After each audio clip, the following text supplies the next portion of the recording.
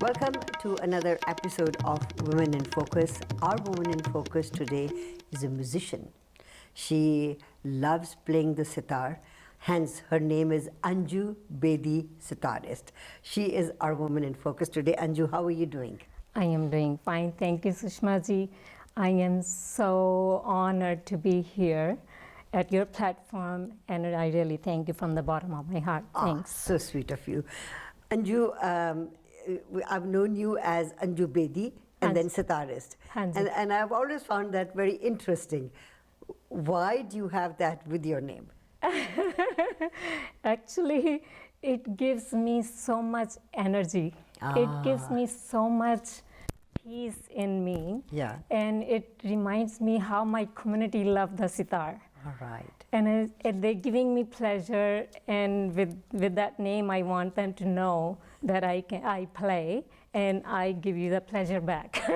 So when was the first time you looked at a sitar or touched a sitar or played one? I grew up in India, in Amritsar, and I did the education there. So I did MA in sitar in 81. Wow. Yeah, Wow. I completed my master degree in India. In India. Right. So as a child, you were interested in sitar? No, actually, when I was in pre-university, I was supposed to take one subject of art. Okay. And I spoke to my sister. She said, you can take a music instrument. I said, okay. So I took sitar as a subject there as an art. And I liked it. Yeah. And I continued throughout my BA. And then my mom wanted me to do MA. So you did MA in music. Then I continued in MA in sitar. Wow. Yeah. Now, sitar is one of the most beautiful instruments, but it's one of the hardest because, you know, both your hands run in a different way. One goes strumming, the other one goes... Coordination, yeah. So the coordination, I could never do that. Well, you know, when you're learning from your teacher or gurus are teaching you, it becomes part of your lifestyle. It does, doesn't it? It becomes easier. Did you feel difficult? And especially, I mean, I've seen people that play sitar and that they've got their finger a little bit of, oh my God, yes. So it must have been bleeding at one time? At one time, I remember in my college days, I used to practice hours and hours, 4 hours, 3 hours, right. 4 hours, with the tabla guy, with the live tabla guy. The kids used to be outside thinking, what's happening here? And you were playing the sitar. I loved it, yeah. Yeah. And so over time, it becomes a little harder, right? Harder. Yeah. So it's easier to go up and down in the sitar. You mentioned that your sister and your mom. So let's talk about you as a child. So you said you were born in Amritsar? Amritsar, Punjab. Wow, yeah. So you're a Punjabi? हाँ जी मैं पंजाबी भी बोलती हूँ हिंदी भी बोलती हूँ Oh, that's fantastic. So to be able to, that's one thing about South Asian people. They speak multiple languages. If you have gone to school, which you did, and you did your master's, so you would speak your mother tongue, which was Punjabi, your national language, which was Hindi, and your government language, which is English.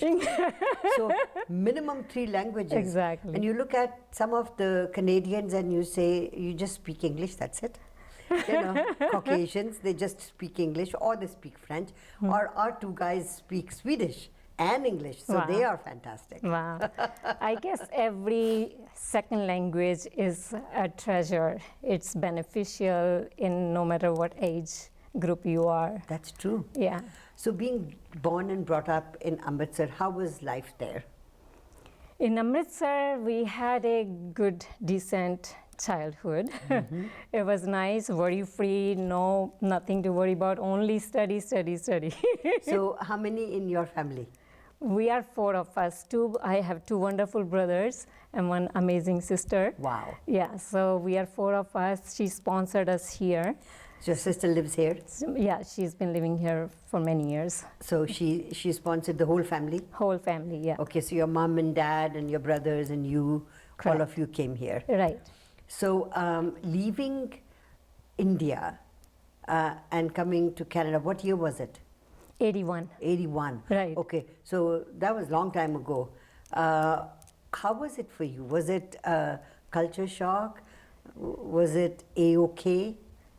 Leaving from India to Canada when we were living there was very excitement. We were very excited to, oh, we are going to Canada. Okay. All right. Not knowing what we're going to be facing, right? Right.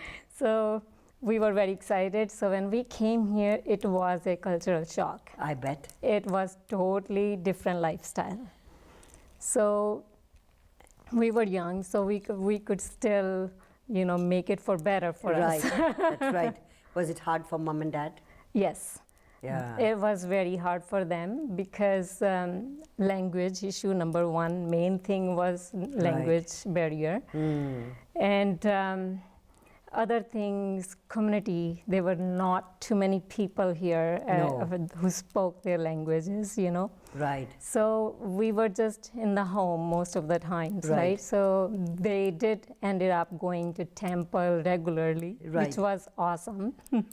And that was the Burnaby temple, I guess. Right, yeah. Yes. Oh yeah, my mom did volunteer there. She done so much work in that Hindu temple. Isn't that just beautiful?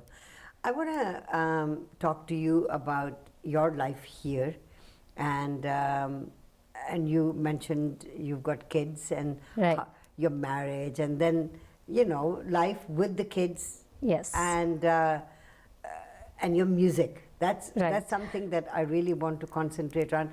There is a beautiful piece that you've got it on YouTube. I want to play a little bit of that. Sure. And talk a little bit about that to you. Anju Bedi is our Woman in Focus today. Don't go away. We'll be right back.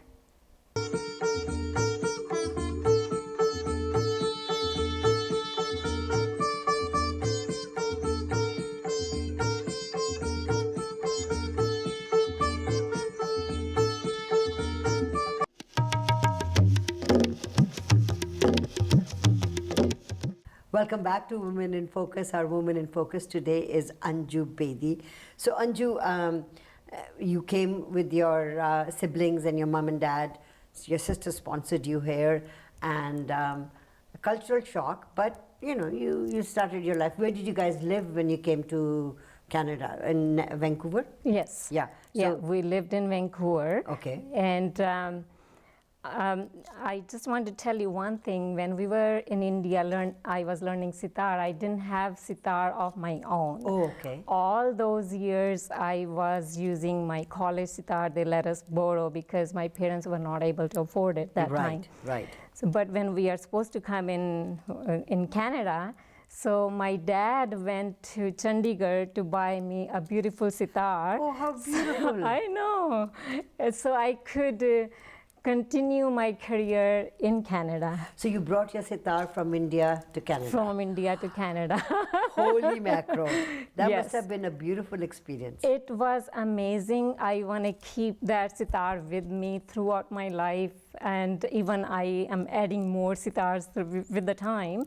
But I wanted to say that I'm so proud of my dad for doing that for me, especially, and he did especially for me. But when I came here, I could not continue with that sitar because no one knew about sitar. Yes. And I needed to work full time. Everybody knew about Bhangra. But not sitar. So I had to find a job to support ourselves financially. Right. So I started working on Main Street in the clothing stores full time. So that's, but sitar went out of my mind. So working as a salesperson then on Main Street, how long did you work there? I worked for a year or so, but a year or maybe 2 years. But then I realized this is not what I wanted.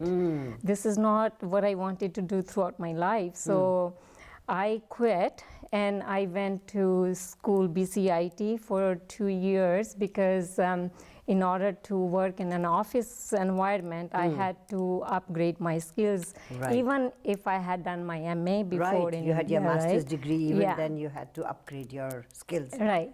So I went to BCIT for 2.5 years and did my clerk typist, bookkeeping, and a bit of accounting. And I got a position at State Bank of India, Canada. They were in downtown at that time. Yeah, 555 Burrard Street. Exact. Oh, wow. I still remember that address. That's right. And how long did you work with them for? I worked there for almost 3 years. Wow. Because after I got the job, I got married.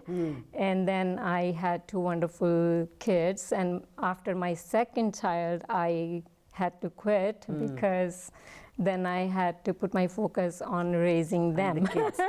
So how did you meet your husband? It was an arranged marriage. Okay.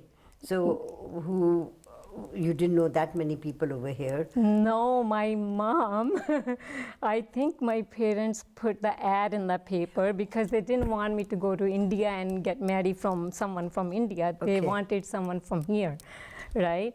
So they put the ad in the paper, and my that's how you husband's parents responded. Okay. and then it went from there.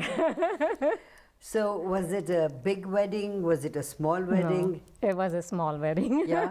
And your family, his family, and Right, you know, and just few get- friends, yeah. Right. So now your 2 brothers also came with you over here. Are Yeah. they still here? Yeah, well, we are, all of us are here. My one brother came with us, but my one older brother came after, a few years Right. after. Right. So raising your children and then being a housewife with the children and your sitar somewhere Somewhere. in the middle. How was that? It was for my life, for me, it was very difficult because I had, my marriage was not going well. So I had to struggle with that. So basically, I was raising my children yourself. myself, but I had a full support from my family. So I was taking them into my brother's house, my sister's house. My mom would help, right? So that's how it was easier to Yeah. raise them. So I didn't have to be struggling too much. Right. But I had a full-time job, and actually I didn't work during when the kids were young. Right. Only Yeah. when they got older, Yeah. you started working again. Yeah. Yeah. When did you get into relaxing and playing music again? Because that is you, that's your life. Right. And those few years when you had your children or you were working to raise them must have been stressful years. It was very stressful because, like I mentioned, my marriage was not going well, Right. and I had to raise my children to making sure they Did don't you divorce your go- husband? Yeah, I got divorced after 15 years of marriage. Wow. Yeah. How was it difficult? It was very difficult. Divorce was very difficult. Right. But I guess it was better for the children to bring a peace in the family, right? Right. So it ended up in a good notes. Very good. I'm glad. Yeah. And usually in a divorce, the strength comes from a woman to stabilize herself and her family. And I think it is very tough for a woman to continue. And I'm speaking from experience, Yeah. being a single parent Right. is a very tough thing to do in life. But you know what? Women are so strong that they can do anything. My strength came from my children. Beautiful. Yeah, they are the one who kept my focus on the right place. You have a boy and a girl? Boy and girl. Yeah. Right now they are in 30s. Yeah. Oh, wow. So I am a very proud mother, and they make me proud every day. I want to talk to you about your children and also about your music. So let's take a short commercial Sure. break. Thank you. And come back. Anju Bedi, sitarist, is our Woman in Focus today. Don't go away. We'll be right back.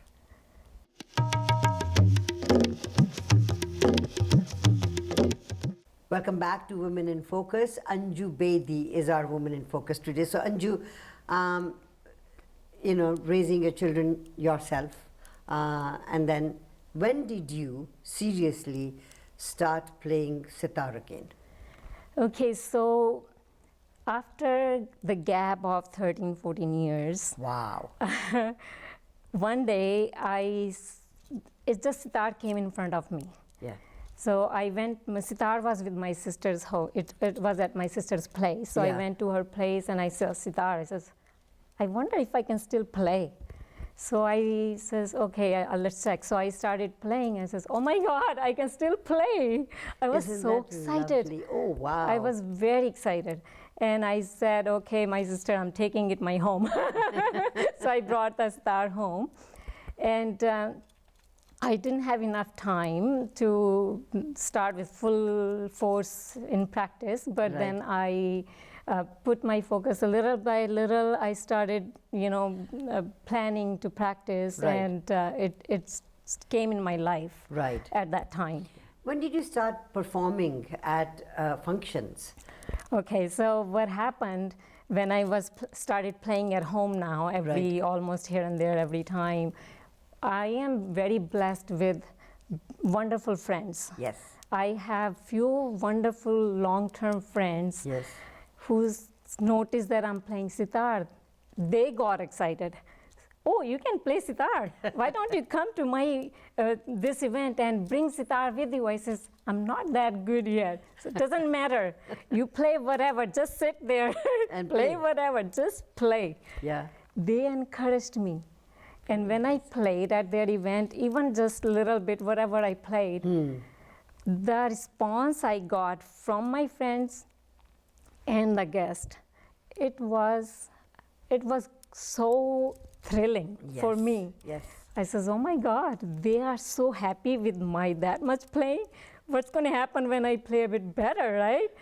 So they encouraged me so much. Their love Yes. encouraged me so much that I wanted to practice more and more and more and more every day. So I increased my practice time and routine. So that's how it came in my life. And people, the more I started practicing, the more better I was playing, the more better response I was getting. Thumbs up and this and that, right? Now with COVID and all that, it must have been a little difficult, not It being is. able to perform anywhere. I have been performing virtually now. I see. Yeah. Okay. Yeah, I just performed a few days ago on March 8 with Shakti Society virtually, which was Right. awesome. I bet it must have been. So when you're doing it virtually, are you alone playing the sitar? Is there someone else accompanying you on tabla? So no, I have electronic tabla. Oh, right, right, Yeah. right. So what happened with the audience? I says I'm going to decorate. It's a International Women's Day. So my daughter said, okay, these color green and purple is international color. So she helped me decorate the background. Right. And then she helped me with the outfit. And then I says, how I'm going to get audience. So thought came to my mind, all my pictures at home, my kids' pictures and here and there friends' picture, I put them on the sofa. Them as At audience. the audience. That's amazing. So And you they played were for my them. audience. But I was on Zoom anyways. Yes. And I had a real audience as well. Of course, of course.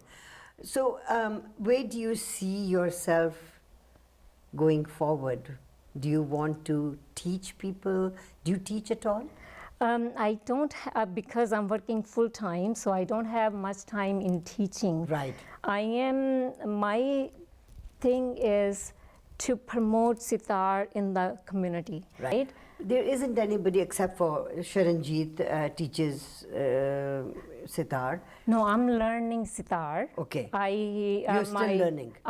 Yeah, because in order to get better, you need further guidance. Learning will never finish. That is true. Right? That is true. It doesn't matter you know this much or that much, Right. but learning will never finish. So I thankfully learned from Mr. Muhammad Asani ji. Oh, he's fantastic. He's a renowned sitarist. He's a wonderful teacher, and I am so blessed that I am learning from him. Fantastic. Right? I'm also learning from Swami Satya Prakash ji. Okay. He's a spiritual leader in Hindu temple Burnaby. Right? So from both of them, I'm learning more than music. Right? I'm learning all the techniques and everything from Mr. Muhammad ji, but I'm also learning the spirituality part of it. Right. That you don't worry about how you play. You focus about what is your passion. Right? And you don't worry about if someone is going to like it or not like it, or someone is playing better, higher, or lower. You just Concentrate on your passion. When you play from the heart, the vibes go out the same way, and you receive the same love. And I'm so fortunate that however I'm playing, I am only receiving love from outside. From my community, fantastic. They gave me so much love from the sitar I play. And I want to continue giving them that love. And I'll continue learning and continue performing. I am so glad that you and I could connect today and talk about your passion. You are very passionate about sitar. Yes. And I want to end with a piece of you playing the sitar. And I want to thank you for taking time and talking to us. Oh, thank you, Sushma ji. I am so blessed that you gave me this opportunity and you boosted my confidence. You are a very confident person, so don't worry. Anju Bedi, sitarist, has been our Woman in Focus today. Don't go away, we'll be right back.